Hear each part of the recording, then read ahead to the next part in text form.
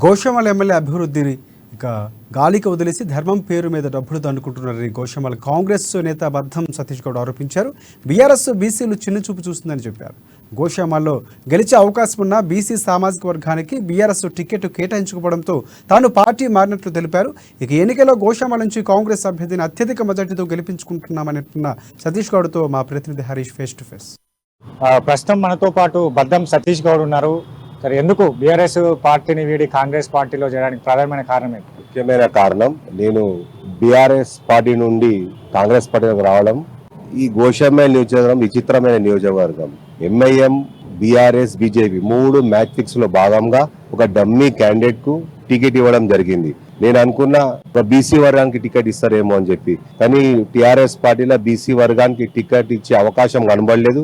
కాబట్టి నేను బయటకు వచ్చిన. నిజానికి బీసీ వ్యక్తికే కనుక టికెట్ ఇస్తే 100% నేను ఛాలెంజ్ చేసి చెప్తున్నా, బీఆర్ఎస్ పార్టీ గెలిచే అవకాశాలు ఉండే. కానీ వాళ్ళ అవకాశాన్ని చేదార్చుకున్నారు. మళ్ళీ గతంలో కూడా నేను కాంగ్రెస్ పార్టీ వ్యక్తినే, మాజీ మంత్రివర్యులు ముఖేష్ గారి దగ్గర నేను పిఏగా పనిచేసిన. మళ్ళీ 92లో అతను హౌసింగ్ బోర్డ్ చైర్మన్ అప్పుడు కూడా పిఏగా పనిచేసిన. ఆ కుటుంబంతో నాకు సన్నిహిత సంబంధం ఉంది. కానీ మళ్ళీ తర్వాత ఈ కాంగ్రెస్ పార్టీనే నిజమైనది.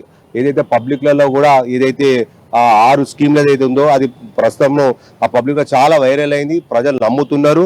ఇవాళ వేవ్ చూస్తుంటే ఎట్లా ఉందంటే, రాజశేఖర గారు మొట్టమొదట 2004లో సీఎంగా అయినప్పుడు ఏ విధంగా అయితే వేవ్ ఉందో, మళ్ళీ రేవంత్ రెడ్డి నాయకత్వం, సోనియా గాంధీ నాయకత్వంలో, మళ్ళీ ప్రియాంక గాంధీ గారు, మళ్ళీ రాహుల్ గాంధీ గారి నాయకత్వంలో అలాంటి వేవ్ కనబడుతుంది. 100% కాంగ్రెస్ పార్టీ విజయం చేసే అవకాశం ఉంది. మళ్ళీ గోషామల్లో కూడా సునీతారావును గెలిపేయడానికి మళ్ళీ సీనియర్ నాయకులు, ఇప్పుడు నా ఎంబడున్న సీనియర్ నాయకులు, మళ్ళీ తర్వాత చాలా మంది సీనియర్ నాయకులు నియోజకవర్గంలో ఉన్నారు. వాళ్ళందరినీ కలుపుకొని పోయి మా అనుభవాన్ని అన్నింటిని ఒక దగ్గర వేసుకొని ఆ కాన్స్టిట్యున్సీలో ఆమె విజయానికి నేను కృషి చేస్తానని చెప్పి నేను తెలియజేస్తున్నా. ఎంఐఎం ఒకవైపు ఎంఐఎం కూడా గోషామల్ నుంచి పోటీ చేయట్లేదు.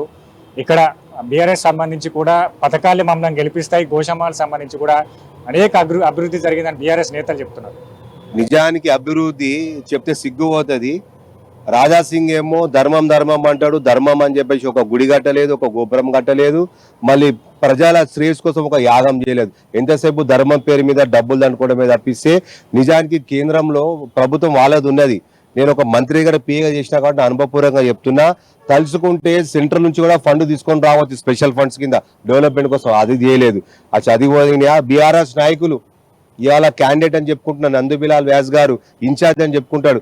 ఏమన్నంటే నాకు సీఎం తెలుసు, కేటీఆర్ తెలుసు, నేను ఛాయ్ తాగినా, లంచ్ చేసినా అని చెప్తాడు. నేను ఒకసారి అన్నా, మళ్ళీ ఇంత చనువు ఉంది కదా, మళ్ళీ నియోజకవర్గంలో దాదాపు 52 సమస్యల లిస్ట్ ఆయనకు పంపించిన. నేను ఆ 52 సమస్యల మీద నువ్వు ఒక మెమోరాండం ఇయ్యానన్నా, అది చేతగాలే. మళ్ళీ రాష్ట్రంలో బీఆర్ఎస్ ప్రభుత్వం ఉన్నది, మళ్ళీ ఆ బీఆర్ఎస్ సంబంధించిన నాయకుడు నియోజకవర్గ అభివృద్ధి కోసం ఏం పట్టించుకోలే.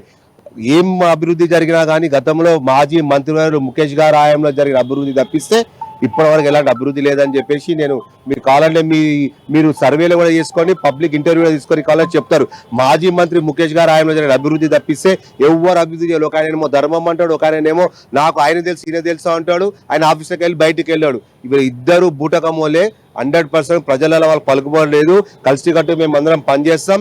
రాబోయే రోజులలో సునీతారావు గారిని కాంగ్రెస్ పార్టీ తరఫున గెలిపించుకుంటాం అన్నట్టు నేను తెలియజేస్తున్నాను. కాంగ్రెస్ పార్టీకి సంబంధించి కూడా గతంలో అక్కడ కాంగ్రెస్ పార్టీ గెలవడం జరిగింది. బీజేపీ అంటే రాజాసింగ్ గెలవబోతున్నారు. 2 దఫాలుగా కూడా ఆయన ఎమ్మెల్యేగా పనిచేశారు.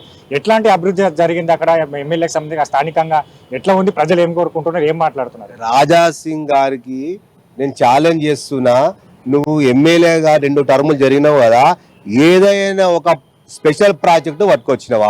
గతంలో మాజీ మంత్రివర్గ గారు స్పెషల్ ప్రాజెక్ట్ శాంక్షన్ చేయించారు.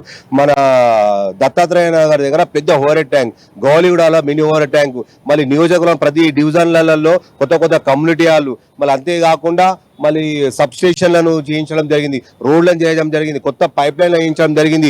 రాజాసింగ్ గారిని నేను ఛాలెంజ్ చేస్తున్నా, మీ ఛానల్ పట్టుకొని మనం పోదాం. ఏం అభివృద్ధి చేసిండు, ఏం స్పెషల్ ప్రాజెక్టులు నియోజకవర్గం ఏమైనా వచ్చినాయని అడుగుతున్నా. హిందీ నగర్లో ఇవాళ మేము స్పోర్ట్స్ కాంప్లెక్స్ కట్టుకున్నాం. అది మాజీ మంత్రివర్యులు ముఖేష్ గారు ఆయన జరిగింది.